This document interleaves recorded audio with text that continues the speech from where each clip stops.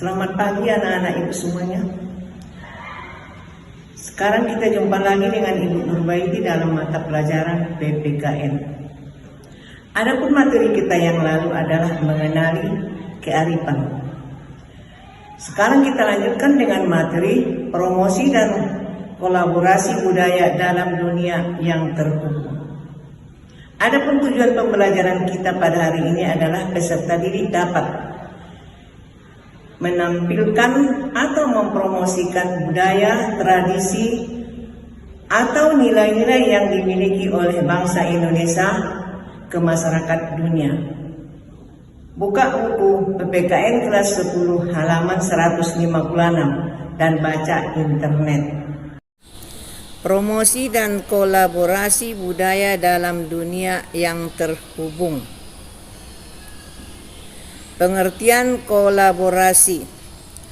Kolaborasi adalah suatu bentuk proses sosial di mana di dalamnya terdapat aktivitas tertentu yang ditujukan untuk mencapai tujuan bersama dengan saling membantu dan saling memahami aktivitas masing-masing. Jenis-jenis kolaborasi. Pertama, kolaborasi primer. Di sini grup dan individu sungguh-sungguh dilebur menjadi satu. Grup berisi seluruh kehidupan daripada individu dan masing-masing saling mengejar untuk masing-masing pekerjaan demi kepentingan seluruh anggota dalam grup ini. Kedua, kolaborasi sekunder. Ini sangat diformalisir dan spesialisir dan masing-masing individu hanya membaktikan sebagian daripada hidupnya kepada grup yang dipersatukan dengan itu. Sikap orang di sini lebih individualistis dan mengadakan perhitungan-perhitungan.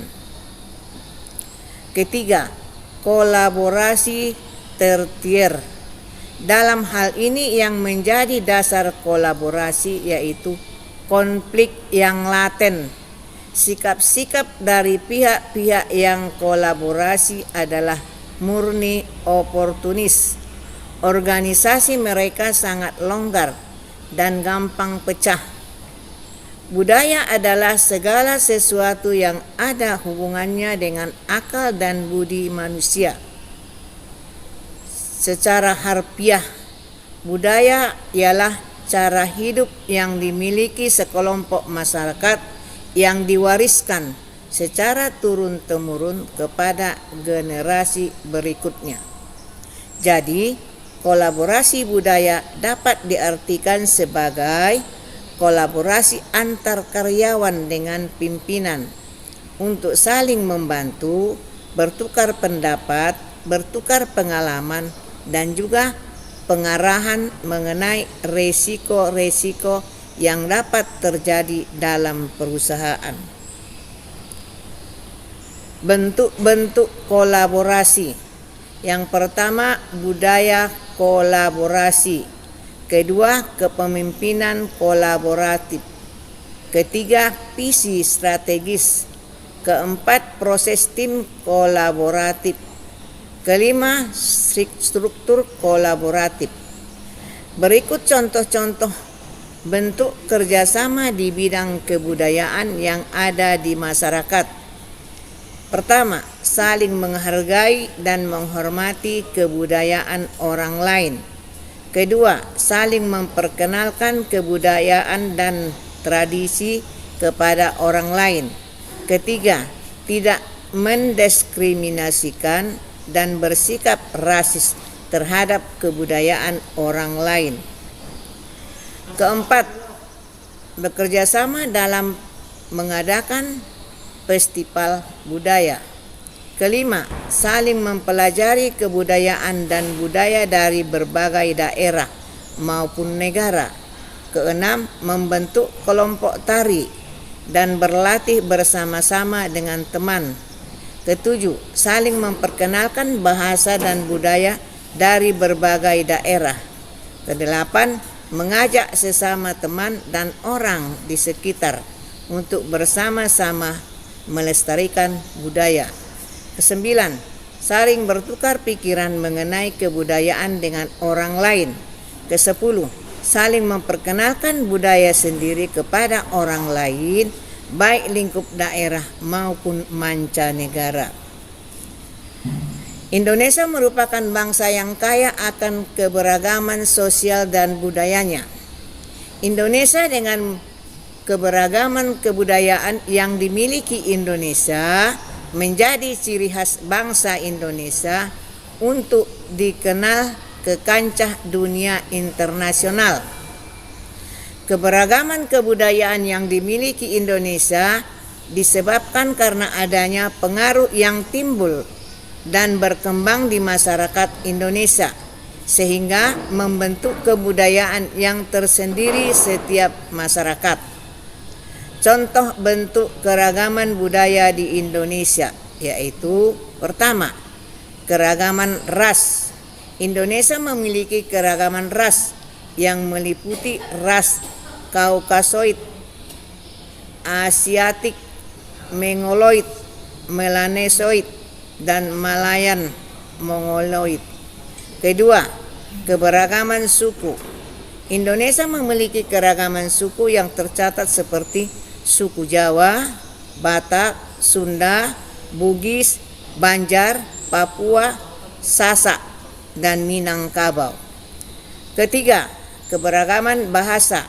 Dari setiap suku yang dimiliki oleh Indonesia juga memiliki bahasa yang berbeda-beda, seperti bahasa Jawa, bahasa Batak, bahasa Sunda, bahasa Melayu, Madura.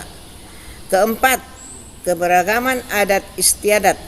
Setiap suku yang ada di wilayah Indonesia memiliki keragaman adat istiadat dan tradisi yang berbeda pula.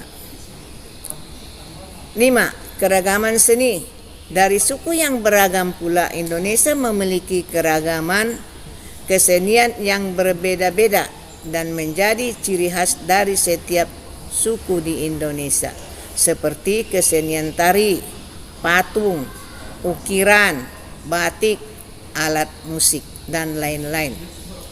Dengan keberagaman kebudayaan yang dimiliki Indonesia memiliki beberapa manfaat bagi bangsa Indonesia, yaitu: pertama, sebagai sumber pengetahuan bagi masyarakat dunia. Kedua, menjadi identitas bangsa Indonesia di mata dunia. Ketiga, menumbuhkan semangat persatuan dan kesatuan bagi bangsa Indonesia. Keempat, menjadi pemicu untuk menumbuhkan semangat nasionalisme. Kelima, sebagai salah satu alat pemersatu bangsa. 6. Menjadi sarana dalam menumbuhkan sikap toleransi di masyarakat. Sekian dan terima kasih. Adapun kesimpulan materi kita pada hari ini adalah bahwa kolaborasi budaya dapat diartikan sebagai kolaborasi antar karyawan dengan pimpinan untuk saling membantu, bertukar pendapat, bertukar pengalaman, juga pengarahan mengenai resiko-resiko yang dapat terjadi dalam perusahaan. Ingat, persiapkan diri pada materi yang akan datang, yaitu makna dan manfaat hidup dalam perbedaan. Apabila ada hal-hal yang kurang dimengerti, Ibu akan buka sesi tanya jawab dalam Discord. Demikianlah pembelajaran kita pada hari ini. Jaga kesehatan, tetap di rumah. Terima kasih atas perhatiannya. Semangat pagi.